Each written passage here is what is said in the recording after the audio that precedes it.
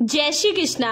जीवन में सुख और पैसा कैसे पाएं, समझें अर्जुन और श्री कृष्ण की एक छोटी सी कहानी से। यह कहानी एक ब्राह्मण की भी है।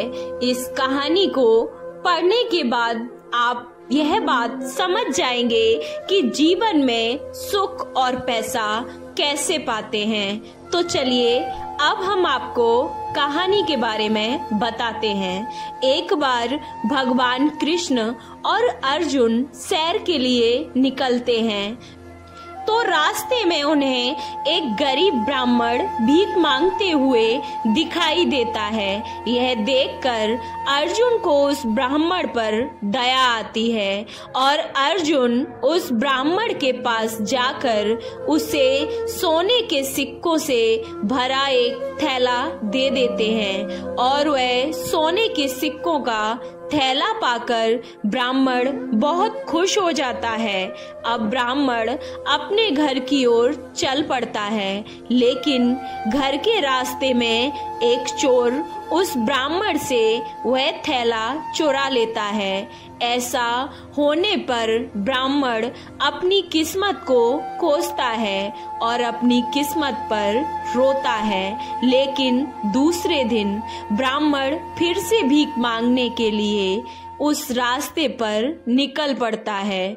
कृष्ण और अर्जुन अगले दिन फिर से उस ब्राह्मण को भीख मांगते हुए देखते हैं। जब अर्जुन उस ब्राह्मण के स्थिति के बारे में पूछते हैं, तब ब्राह्मण ने उसके साथ हुई हर बात की जानकारी अर्जुन को दी।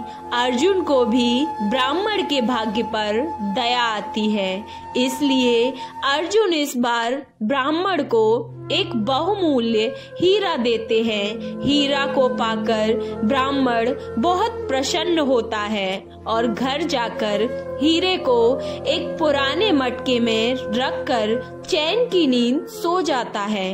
अगले दिन जब उसकी नींद खुलती है तो वह देखता है कि मटका नहीं है। यह देखकर ब्राह्मण अब घबरा जाता है और तुरंत जाकर अपनी पत्नी से मटके के बारे में पूछता है।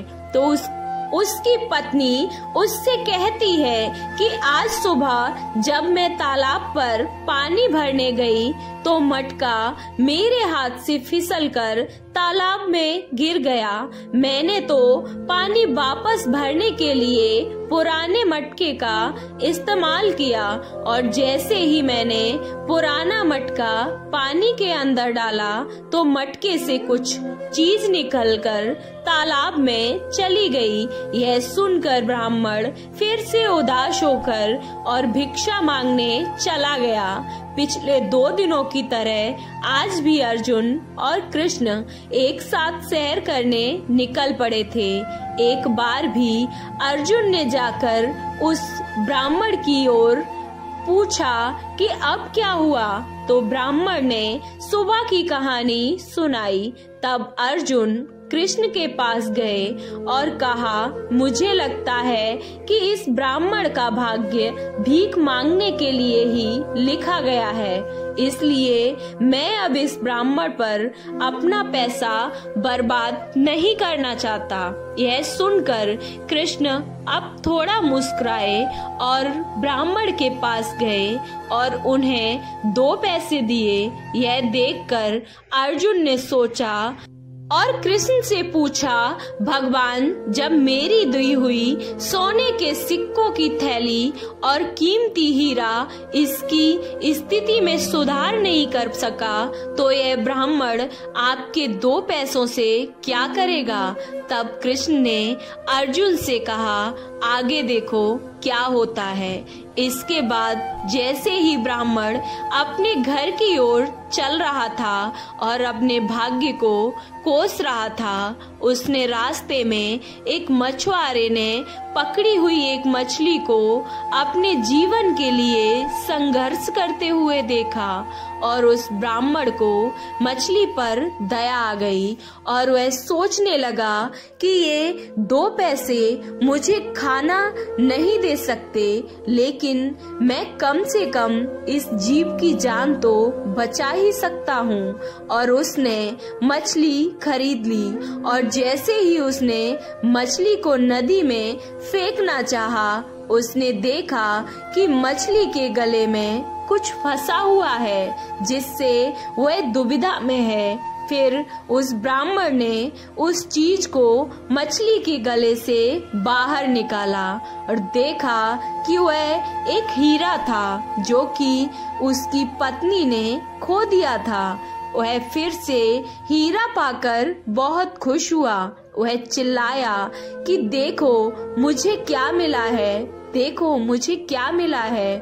और उसी समय यह आवाज एक चोर को सुनाई दी, जिसने पहले सोने के सिक्कों से भरा हुआ थैला चुराया था।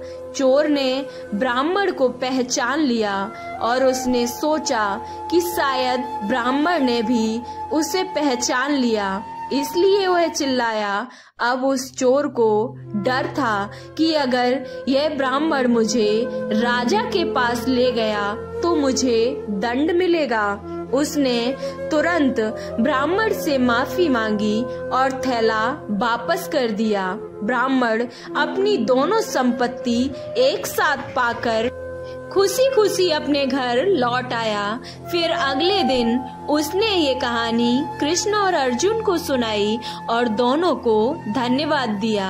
अर्जुन ने कृष्ण से पूछा, हे भगवंत, ऐसा कैसे हो गया कि मेरे सोने के सिक्के और कीमती हीरा भी इस ब्राह्मण का भाग्य नहीं बदल सके और आपके 2 पैसे ने इसका भाग्य बदल दिया।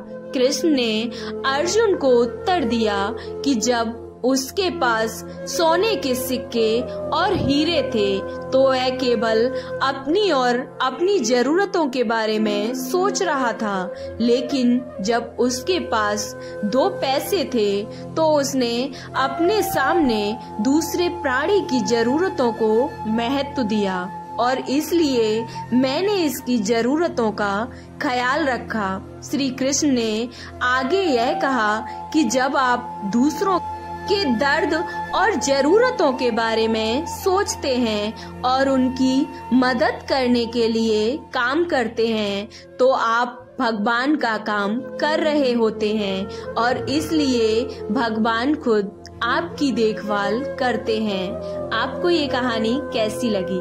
अच्छी लगी तो कमेंट बॉक्स में जय श्री कृष्णा अवश्य लिखें। वीडियो को लाइक, चैनल को सब्सक्राइब करना ना भूलें। जय श्री कृष्णा, राधे राधे।